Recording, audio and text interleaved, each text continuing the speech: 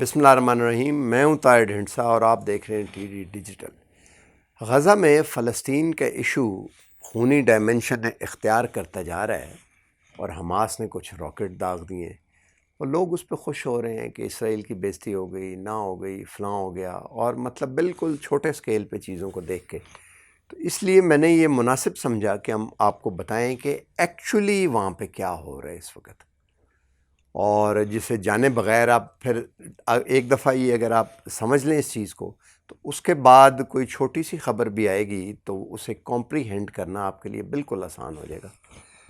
امریکہ نے آج سے کوئی 10-15 سال 20 سال پہلے انہیں پتہ لگ گیا کہ تیل کی دولت جو ہے اس میں سے سپارک نکلتا جا رہا ہے، انہوں نے 2 تھیٹر بنائے، ایک عرب تھیٹر اور ایک انڈین تھیٹر جسے وہ انڈو پیسیفک کہتے ہیں۔ اور انہیں پتہ تھا کہ چائنا اور رشیا یہ رائز کر رہے ہیں اور ترکی بھی رستے میں نہیں ہے، تو اب خود روکنا پڑے گا انہیں۔ تو انہوں نے عرب تھیٹر کو ایک اپنی کانٹریکٹر کے حوالے کرنے کی ٹھانی، جس کا نام ہے اسرائیل۔ اب بہت بڑے بڑے ملک تھے، طاقتور ملٹریز تھیں، جن میں لیبیا تھا، پھر اس کے بعد سیریا تھا، ایجپٹ تھا، اور یہ ملک تھے کافی سارے، عراق تھا، ایران ابھی بھی ہے۔ تو انہوں نے جو یہ فارمیڈیبل ملک تھے جنہیں وہ روگ سٹیٹ سمجھتے تھے کہ اسرائیل کرے، انہیں خود توڑنا شروع کیا اور ایک ایک کر کے انہوں نے ان کو توڑ دیا۔ اب انہوں نے یہ فیصلہ کیا ہے کہ مکمل حوالے ہینڈنگ اوور ٹیکنگ اوور کر دی جائے۔ اس میں یہ ہے کہ کچھ سٹیٹس تو ہیں نہیں ہیں جو لڑ سکیں، اور جو باقی ہیں ان سے معاہدے کروا رہے ہیں، اور وہ وہاں سے نکلنے کی کوشش کر رہے ہیں۔ لیکن بدقسمتی کہ وہ کہتے ہیں نا کہ مین پروپوزز اینڈ گاڈ ڈسپوزز، تو ہوئی بری یہ ہے کہ اس سے پہلے کہ وہ نکل سکیں، ریجن میں چیلنج آ گیا ہے، اور رشیا اور چائنا کی پریزنس جو ہے وہاں پہ دوبارہ سے وہ ایک طرح سے وان موجود ہوئے ہیں۔ ایک زمانے میں رشیا جو ہے، سوویت یونین، وہ جمال عبد الناصر کے ذریعے مصر کو سپورٹ کرتا تھا، اور کہتے ہیں کہ جو ایجپٹ کے ساتھ وار ہوئی، اسرائیل کا بیڑا غرق ہونے لگا تھا، امریکہ نے سیٹلائٹ سے واچ کر کے انہیں گائیڈ کر کے بچایا، اور اس طرح وہ وار ختم ہوئی۔ اور اسی لیے اس ایجپٹ کو نیوٹرلائز کرنے کے لیے سب سے پہلے کیمپ ڈیوڈ کا معاہدہ انہوں نے اسرائیل کے ساتھ کرایا، اور جو صحرائے سینائے ڈیزرٹ ایجپٹ کے ہاتھ سے نکل گیا تھا وہ انہیں واپس بھی دیا اسرائیل سے لے کے، جبکہ گولان ہائٹس اور یہ غزہ وغیرہ اور یہ جو ویسٹ بینک وغیرہ جارڈن سے لیا وہ اسرائیل کے ابھی تک قبضے میں ہے، فلسطین کے علاوہ۔ اب ہوا یہ ہے کہ اسرائیل نے جو حماس ہے اسے نیوٹرلائز کرنے کے لیے مسجد اقصیٰ میں وہ جو کارروائی کی، جس کے نتیجے میں حماس جو ہے وہ انہوں نے رسپانس دیا، اور جس کے نتیجے میں وہ اتنے ایسیٹس جو سرنگوں میں ٹنلز میں چھپا کے بیٹھے ہوئے تھے باہر لائے، اور اسرائیل نے ان کو نیوٹرلائز کرنا شروع کیا۔ اصل گیم یہ ہے کہ انہوں نے اس کو نیوٹرلائز کر لیا ہے، اور امریکہ آ کے اس کو اب بچا رہا ہے۔ یہ جو ہینڈنگ اوور ٹیکنگ اوور والی بات ہے، میں یہ اپنے پاس سے نہیں کر رہا، یہ میرا انالیسز نہیں ہے صرف۔ جنرل شاہد جو ہیں لیفٹیننٹ جنرل تھے، انہوں نے یہ بتایا کہ ایک دفعہ آج سے کافی سال پہلے جب وہ سروس میں تھے تو ان کے پاس پیسیفک کمانڈ کا ایک 4 اسٹار امریکن جنرل آیا، اور اس نے بتایا کہ now we are prepared to hand over this Arab theatre to the Israel and we'll get over, اور ہم چائنا اور اس طرف ساؤتھ چائنا سی اور یہ جو کوارڈ بنایا ہے اس کو بلاک کر ادھر جا کے تو اپنی پوری طاقت سے چائنا کو ہم چیک کرنے کے لیے وہاں پہ جائیں گے۔ اب تو اب یہ ہوا ہے کہ چائنا نے اس دوران سائلنٹلی جو اپنی اکنامک ڈپلومیسی کی ہے، ایک تو وہ سعودی عرب کے دوسری طرف جہاں سے سوئز کینال نکلتی ہے، صنعاء میں انہوں نے یمن میں ہنگامے کرائے تاکہ وہاں سے تیل گزر کے جاتا ہے پوری دنیا کا 30% سے زیادہ، اور 30-40% تجارت ساری وہاں سے ہوتی ہے۔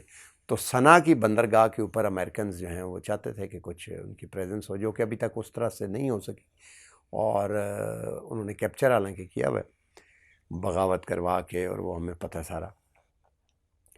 لیکن اس کے عین بالکل سامنے افریقن ایک ملک ہے جبوٹی، جہاں پہ چائنا نے آؤٹ سائڈ چائنا جو ان کے بیسز ہیں ملٹری، ان میں سے ایک ملٹری بیس انہوں نے وہاں پہ بھی بنا دی ہے جا کے، اور افریقہ کو ڈیولپ کر رہے ہیں وہ۔ دوسرا یہ ہے کہ اسرائیل میں اب یہ جو انہوں نے راکٹ پھینکے ہیں، اگر آپ دیکھیں تو ہر جگہ راکٹ پھینکیں، ایک جگہ پہ کوئی راکٹ نہیں پھینکا انہوں نے. اس جگہ کا نام ہے حائفہ. وہاں پہ اس لیے نہیں پھینکا کیونکہ گوادر کی طرح اور جس طرح سری لنکا کے ہنمن ٹوٹا میں انہوں نے چائنیز نے بندرگاہیں بنائی ہیں، بنگلہ دیش میں بنا رہے ہوں، جیسے یہ اسٹرنگ آف پرلز بھی کہتے تھے، گوادر میں آ کے انویسٹمنٹ اسی پہ کیے. اسی طرح کا حائفہ جو اسرائیل کی بندرگاہ ہے، چائنا وہاں پہ بھی ڈیولپمنٹ کی ہوئی ہے. یعنی کہ حماس والے جو ہیں انہیں پتہ ہے اور وہ چائنیز انویسٹمنٹ کو کچھ نہیں کہہ رہے، اور امریکن، یعنی کہ پبلک میں فلسطینی اور عرب پبلک میں چائنا جو ہے وہ پینیٹریٹ کر گئے.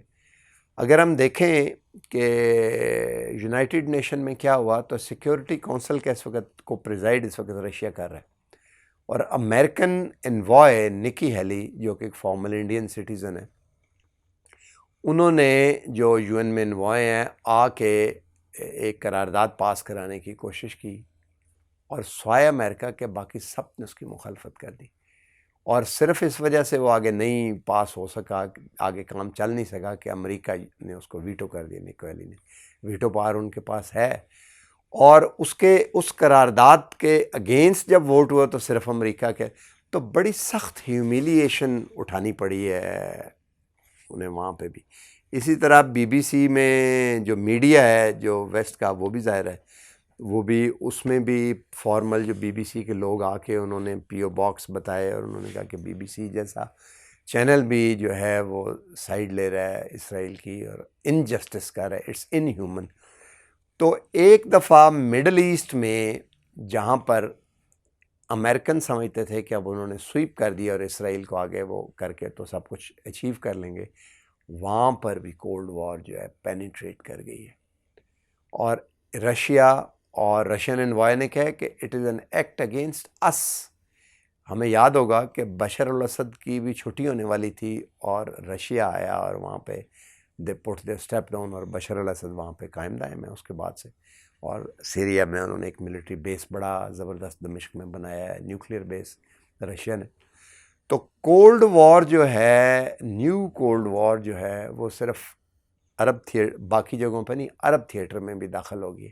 اس دوران ہم بڑے حیران ہوئے کہ فلسطین ہو رہی ہے، اور ادھر جنرل باجوہ عید والے دن جا کے لائن آف کنٹرول پہ بوٹ پہن کے عید کی نماز پڑھ رہے ہیں یونیفارم کے اندر، اور کہہ رہے ہیں کہ پاکستان زندہ باد. اور اگلے دن جو ہے وہ سوات اور وہ دیر میں جا کے افغانستان کے بارڈر سے جا کے، اور وہ اسی طرح عید منا رہے ہیں سارا. اور پاکستان نے جا کے بلوچستان میں ڈیپ ایران کے بارڈر کے ساتھ شاہین 3 میزائل اپنی بیٹری جا کے رش میں انسٹال کی ہے. اب پتہ لگ رہا ہے کہ اسرائیل نے انڈیا کو کہا کہ آپ حملہ کریں، چھیڑیں، اور ہم بھی پاکستان کو اس وقت اور دور ہے تو نیوکلیئرلی نیوٹرلائز کرتے ہیں نیوکلیئر فیسلٹی کو. اور ان کو پتہ لگ گیا، پتہ تھا، اسی لیے دونوں بارڈرز پہ بھی جا کے جنرل باجوہ نے خود جا کے میسج دیا کہ ہم چھوڑیں گے نہیں. جیسے پہلے جہاز ان کے آئے تھے، ابھی نندن والا واقعہ تھا. اور اسرائیل کو بھی یہ بتایا کہ اگر انڈیا سے ہوا تو ہمیں پتہ ہے کہ تم ہو، اور یہ شاہین 3 میزائل دیکھو یہ لگا ہوا ہے، اور be ready for that as well. تو یہ جو ملٹری مسل ہے یہ انڈین تھیٹر میں بھی سائملٹینیسلی یہ ہوا ہے. اب یہ جو ساری بات ہوئی ہے اس میں ظاہر ہے امریکنز کو پتہ ہوگا، جو اگر انہوں نے انڈیا کو بھی بتایا.